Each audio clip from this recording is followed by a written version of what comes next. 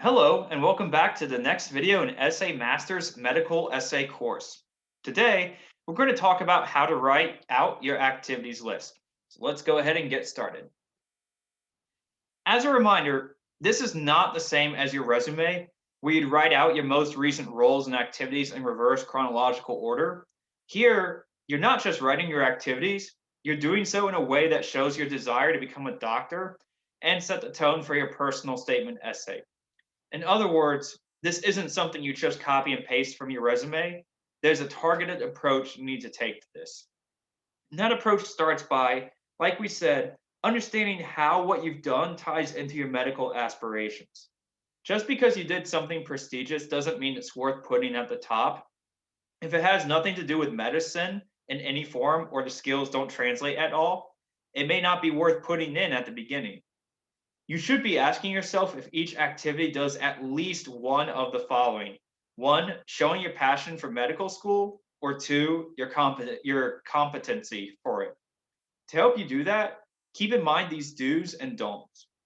First, it's always ideal to group your activities together by theme to show the dots connecting. In an example we'll show momentarily, one student discussed how volunteering at a soup kitchen led them to working as a nurse's assistant, which led to many other activities. As mentioned above, though, grouping or ordering by prestige alone isn't enough. Prestige without a tie to medicine won't help you. Second, be specific in your language. With 700 characters, you have the space to get very detailed. But there's a difference between specific and exaggerated.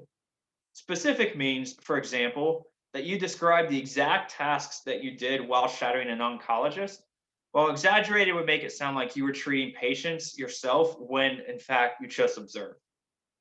Finally, as stated above, connect the dots and you'll take an already powerful section and raise it to another level. While the do not suggestion to write standalone activities is more of a suggestion than a hard rule, the more you can tie things together, the better.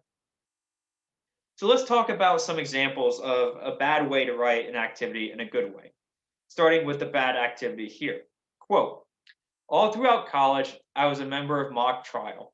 I led the club to national competitions and served as captain my senior year. This provided me invaluable leadership lessons. You can probably guess immediately what's wrong with this. Where's the tie to medicine? Yes, we see that the applicant says it taught them leadership lessons, but to the second point, there's no specificity, so we don't know what kind of leadership lessons. And if we have to guess as the reader, that's a really bad sign. But really, even if there was specificity here, since it's not clear how this ties into medicine, we're left wondering if the student really does want to become a doctor above all else. And the second that doubt enters the reviewer's mind, it's really hard to get out. On the other hand, here's a good example of an activity. It says, working at St. Martin's Soup Kitchen at 5 a.m. 2 days a week gave me the opportunity to provide bedside-like care for one visitor, EK. When he got sick, I helped him get attention at Rex Hospital. This, in turn, led me to working as a nurse's assistant, where I shadowed Dr. Jones for 2 years. So just as the previous slide had no connection to medical school, this has an abundance of connections to medicine. Second, this sets up very well a description to other activities. Obviously, this is not 700 characters, it's just a snippet of a longer activity, so it lacks some of the details we'd want to see. But even here, you still have very good details, such as 5 a.m., 2 days, providing bedside-like care for one visitor, and so on and so forth. And as a result, because we have these details, there's no doubt about the application's intentions and desires for medical school.